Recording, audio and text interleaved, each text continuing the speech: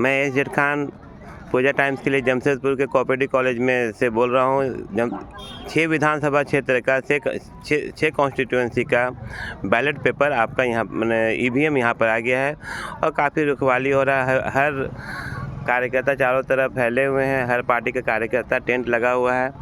थोड़ा देर पहले आते तो बहुत गहमा गहमी था, अभी थोड़ा शाम का टाइम है तो लोग थोड़ा कम है।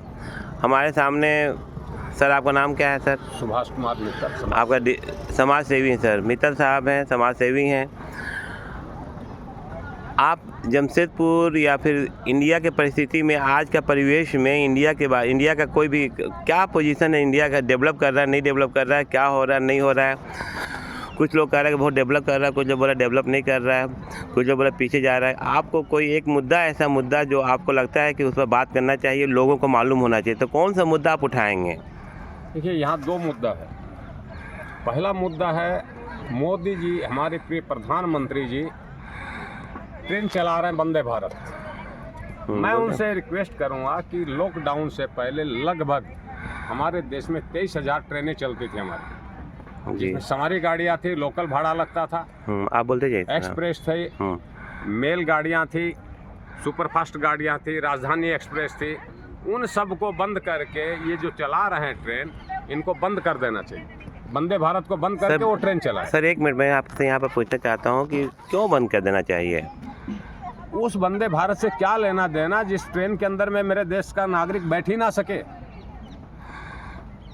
लोकल ट्रेन थी पहले। लेकिन ये तो बहुत बड़ा बात बोले कि नहीं बैठ सके, लेकिन ये मोदी साहब तो हर बंदे ट्रेन को वो खुद इनॉग्रेट किए, खुद गए, खुद अपना बटन दबाया, हर जगह गए। उस आदमी के लिए वो ट्रेन चलाएं, सरकारी एम्प्लॉय के लिए, कंपनी एम्प्लॉय के लिए, बड़े उद्योगपति हो, लेकिन देश की आम जनता के लिए जो सवारी गाड़ियां हैं, उनको अपनी पुरानी परिस्थितियों में स्थिति में ला के चलाना चाहिए।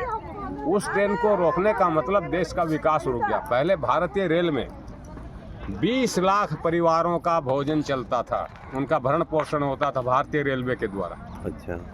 क्योंकि उसमें कोई मूंगफली बेच रहा, कोई खीरा बेच रहा, कोई चाय बेच रहा, कोई कुछ, सब कोई अलग अलग श्रेणी से बेचते थे। वंदे भारत में कितने लोग सामान बेचने जाएंगे, कौन खरीदेगा उससे? 20 लाख लोग बेरोजगार हैं देश ट्रेन बंद होने की वजह से, उनका परिवार का भरण पोषण चलता था। और दूसरा अगर देखते हैं तो मणिपुर को हम देख रहे हैं, पिछले लगभग 17 महीना से जल रहा है, लेकिन वहाँ पे हमारे प्रिय प्रधानमंत्री जी गए नहीं अभी तक, हमारे गृह मंत्री जी नहीं गए, हमारे योगी जी भी नहीं गए, उत्तर प्रदेश के मुख्यमंत्री जो हिंदू हृदय सम्राट है। अरे भाई, मणिपुर भी अपना है, वो भी भारत का एक हिस्सा है, वो एक है भारत के अंदर में, उसको आप अनसेफ क्यों करना चाहते हैं? बताइए। मणिपुर में नहीं जाना ये प्रमाणित करता है कि भारत अब सेफ नहीं हो पा रहा है मोदी जी से। मतलब ये कहना चाह रहे हैं कि मोदी साहब कंट्रोलिंग पावर खत्म हो गया है। लेकिन सर, चुनाव से फुर्सत मिलेगी तब ना। अभी महाराष्ट्र जाएंगे, कर्नाटक जाएंगे, वहाँ जाएंगे, लेकिन मणिपुर नहीं जाएंगे। लेकिन मोदी साहब तो बोल रहे हैं कि हम तो विश्व गुरु बना दिए इंडिया को, अब क्या चाहिए? अब विश्व गुरु में हम लोग मजा ले रहे हैं। देखिए, वो शब्द क्या बोले, विश्व गुरु। हाँ, इसका मीनिंग समझिए, विश्व उसके बाद गुरु। अच्छा, मतलब विश्व मतलब जहर बोलना चाह रहे हैं आप, पॉइजन। ये तो स्वाभाविक है। मित्तल साहब सामाजिक कार्यकर्ता हैं, वो बोल रहे हैं, वो बहुत ठोस इनके पास सब्जेक्ट है, बहुत सोचे समझे, एकदम बहुत इंटेलेक्चुअल पर्सन है। हम जहाँ तक इनसे एक बार बात हो चुका है, बहुत इंटेलेक्चुअल पर्सन है, बहुत इनको नॉलेजेबल है। ये बहुत अच्छा बात बोले, विश्व गुरु को विश्व गुरु नहीं है, विश्व गुरु है, जहर का गुरु है। मतलब ये बोलना चाह रहे हैं कि आप देश में जो दंगा फसाद या मणिपुर में या फिर कहीं भी जो जितना डिस्टर्बेंस हो रहा है, सब उनके चलते हो रहा है, और वो घूम रहे हैं, खाली एक ही काम है कि चुनाव करना, चुनाव में जाओ, भाषण दो ही करो।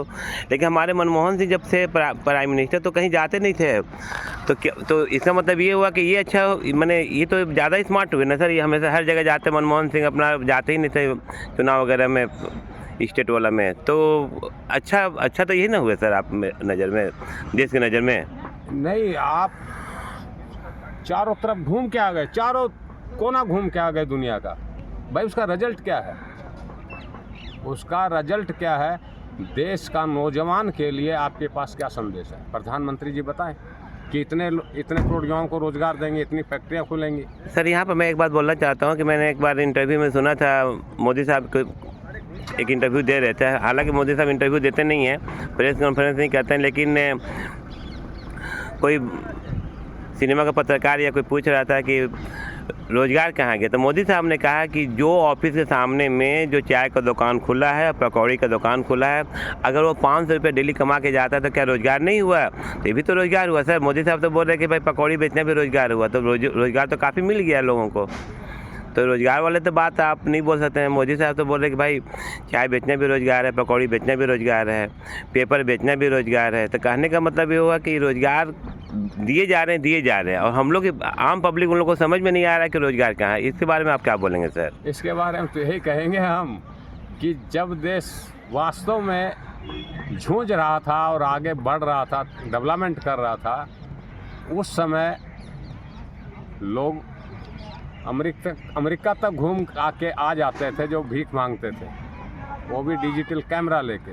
लेकिन आज जो पढ़ लिख लिए हैं नौजवान लोग, उनके पास में पकोड़ा तलने का और पंचर बनाने का ही काम बच गया। चाय पकोड़ा, पंचर और पान की दुकान, यही है काम वहाँ। अच्छा, इन सब बातों से ऐसा लगता है कि मोदी साहब ने बहुत ज़्यादा काम नहीं किया, लेकिन फिर भी मोदी साहब तो जीतते ना है सर। जीतने का वजह तो कुछ होगा ना कि पब्लिक खुश है तब ना जीत रहे हैं सर। मान लीजिए क्यों पब्लिक, मैंने वो तो ज़बरदस्ती तो नहीं बोल रहे हैं कि पब्लिक अगर हरा देती है, अगर काम नहीं करते तो पब्लिक हरा देती, लेकिन पब्लिक तो वोट दे रही, इसका मतलब है 40% 50% पब्लिक वोट दे रही, तो जीत रहे हो। तो इसका मतलब मोदी साहब काम किए हैं, चाहे जैसे भी जहाँ भी काम किए हैं। वो राजनीति का एक ग्राफ होता है कि 10 साल बहुत अच्छा से चलता है, फिर 5 साल में गिरावट आती है, फिर नेक्स्ट चौथा दौर जब आता है उसमें वो ख़त्म हो जाते हैं। राजनीतिक एक सिस्टम है, लोग इमोशनल होकर जुड़ते हैं। पहला राउंड में जुड़े थे, अभी नहीं तो कभी नहीं। उसके बाद में फिर राम मंदिर का दौर आया, फिर कोरोना का भी दौर आ गया, उसी में बहुत सारा सब कुछ होता है। ये तीसरा चरण में है।